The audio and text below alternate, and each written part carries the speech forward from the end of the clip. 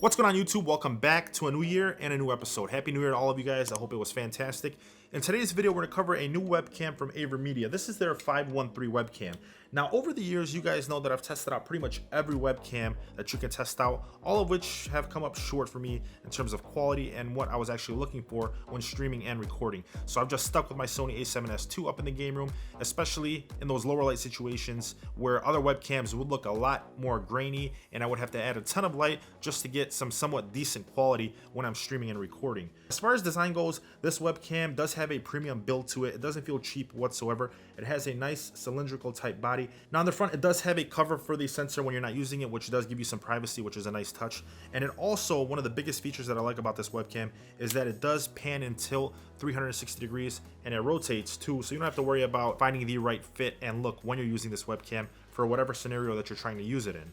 On the back, you have your USB Type-C port, and then you have a thread on the bottom to go ahead and pretty much mount this on a tripod. But if you don't want to mount it on a tripod, you can go ahead and obviously just slap it to the back of your monitor, and you're good to go from there. You can adjust it pretty much any which way you want.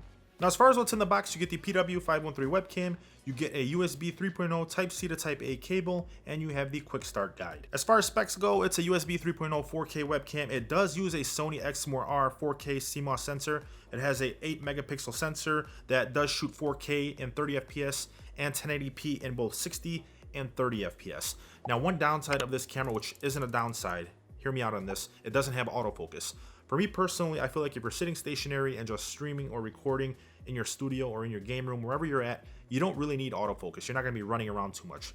So I do commend Avermedia for setting this camera into a somewhat manual focus mode. You can go ahead and adjust some settings. It isn't fully manual, but we will go ahead and I'll show you guys what I mean up in the game room here in a little bit. The webcam itself does not support USB 2.0, so make sure you guys note that. It does have a built-in microphone, which obviously I wouldn't depend on. Make sure you guys use your own microphone. Minimum working distance is 10 centimeters, and its field of view is 94 degrees, which is 4 degrees more than I'm used to with a webcam. Now, over the years, pretty much every webcam that I've recommended had a 90-degree field of view or more because streamers and recorders love having that background in the image to where you can capture a wide variety of stuff and not look too cropped in and not have your head look as big as mine looks right now. So we'll cover that. Over the years, the Razer Kiyo, when we reviewed it, I think it has an 81-degree field of view, almost 90. We covered the Logitech C930. We've covered the Logitech StreamCam, which I still till this day cannot stand because of the field of view. We've covered so many webcams over the years, but so far it feels like on paper, the Avermedia looks promising. Let's go ahead and take it up into the game room to see how it actually stacks up against other cameras and continue the review up there. All right, now we're up here in the game room, and currently you're looking at me on a Sony a7S II with a 20mm f1.8 lens. Now this is super expensive. You're talking about thousands of dollars. It's not the Avermedia webcam, which we will go ahead and cover next. I just wanted to mention that you guys have been really killing it with the comments on YouTube. When I look at some of the other reviews on this webcam, you guys are absolutely going off. Some of you absolutely hate it. Some of you absolutely love it. Certain people are having certain issues that I'm not experiencing. Some people are having issues where they can't get rid of the grain no matter what they do. There's multiple different cameras that it's picking up, multiple different Avermedia cameras that it's picking up for me in the software, which is interesting in itself. But in my personal opinion, just before we get into all the testing, if you're going to use this webcam, use it in Streamlabs OBS or OBS Studio. I do not recommend using the Avermedia Cam Engine software, which I'll show you the bugs that I'm experiencing here in a little bit. So this is what the webcam quality looks like right out of the box. Default settings, no lighting added, nothing. We'll get that dialed in here in a little bit, but I wanted to cover this is the most recent update that you guys are going to see with this webcam. Some of the issues that they fixed was overexposure on the default image in those brighter environments. You do get that fix on the darker image at 1080p 60 FPS, which I will show you guys. You can now enable manual exposure and gain controls of the image quality, and now the cam engine supports hotkey function. Now I will say that the camera software is still super buggy for me. I uninstalled it and installed it multiple different times, and it still freezes, opens up, freezes. Every time I try to switch FPS modes from 4K to 1080p, it freezes on me, so hopefully they'll fix that. But as you guys can see right now, current mode is 4K 30. Let's go ahead and switch it to 1080p 60 FPS so you guys can see what that looks like, and then the 30 FPS as well. Here is what 1920 by 1080 looks like. Super grainy. I don't recommend this. Obviously with 60 FPS, it's going to look a little bit darker because of the shutter speed being much higher, so it's going to need a lot more light. Now, I don't recommend you guys stream and record with your webcam in 60 FPS. There's no reason to do that. You're staying stationary. So the best for me personally is to shoot in 30 FPS. That's just what I feel like is best, and most people will tend to agree with me. Now let's go ahead and switch over to the 30 FPS, and you guys will see that lighting comes back a little bit and some of that grain goes away.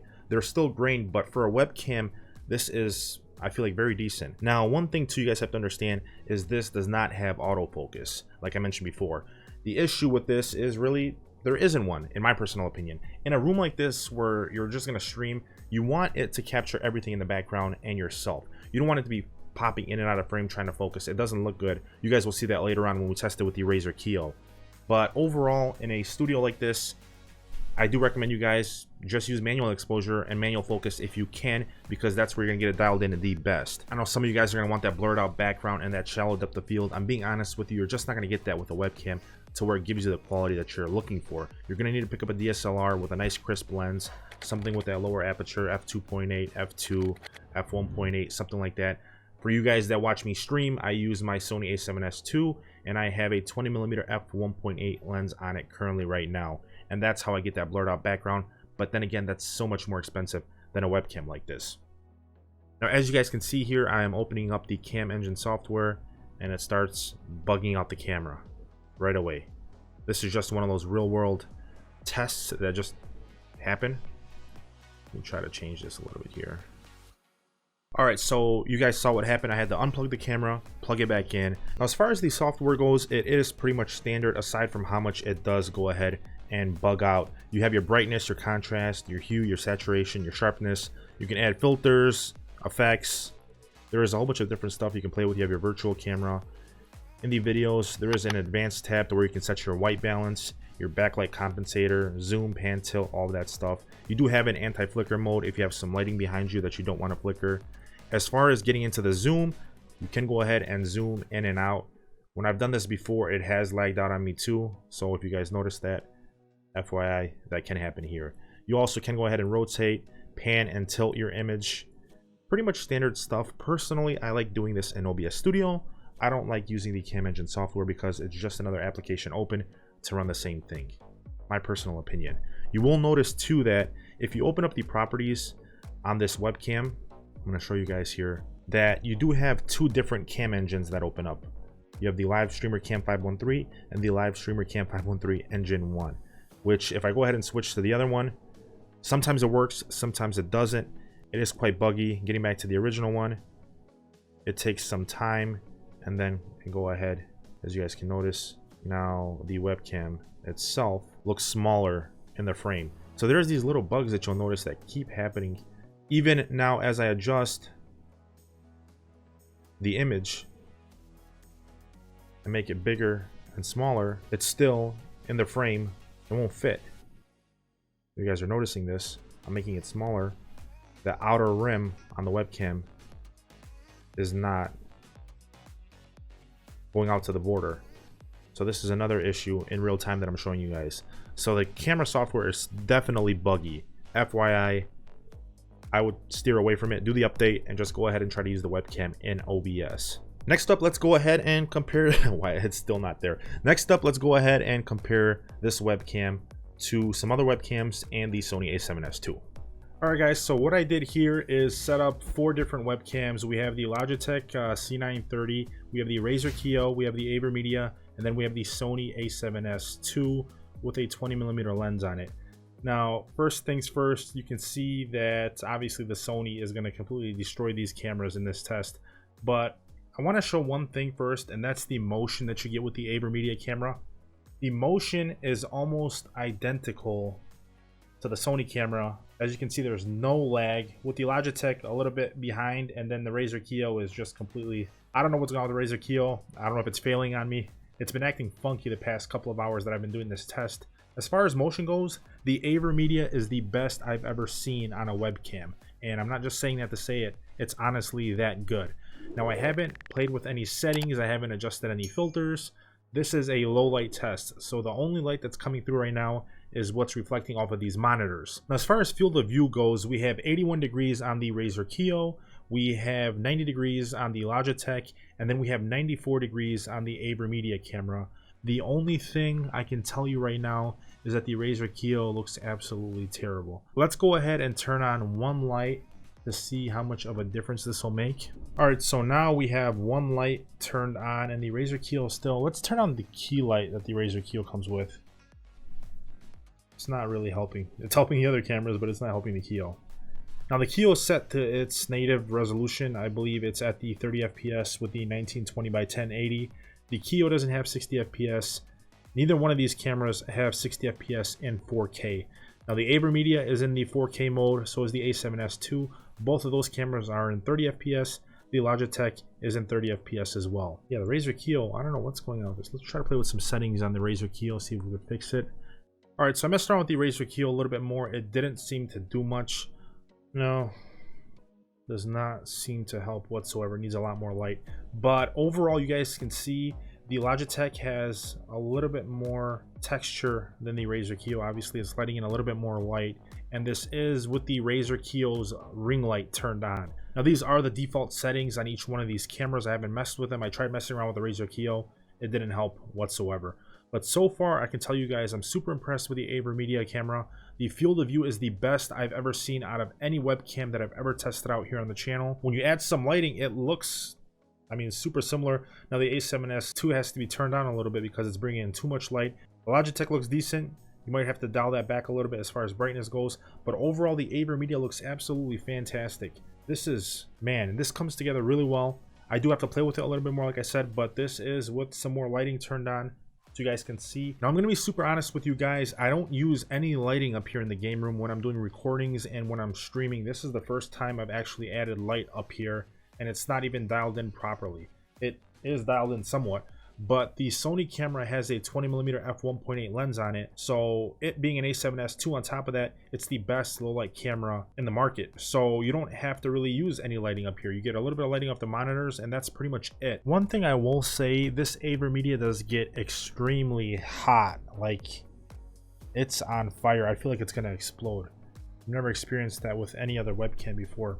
Now the big question is, do you spend $250 on this Avermedia, or do you spend an extra $250, $300 and you pick up the Sony a5100, you get a small kit lens, and you actually have a camera that you can take with you to take pictures and take video, and not just have a webcam? So that's going to be up to you guys. Now obviously the cam link comes in at over $100, so you have to add to that price, but I've seen much more cheaper options out there, and there's stuff always coming out now.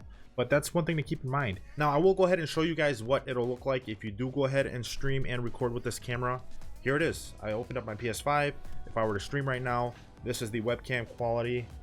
Not bad at all. You guys won't even be able to tell the difference between this and a DSLR.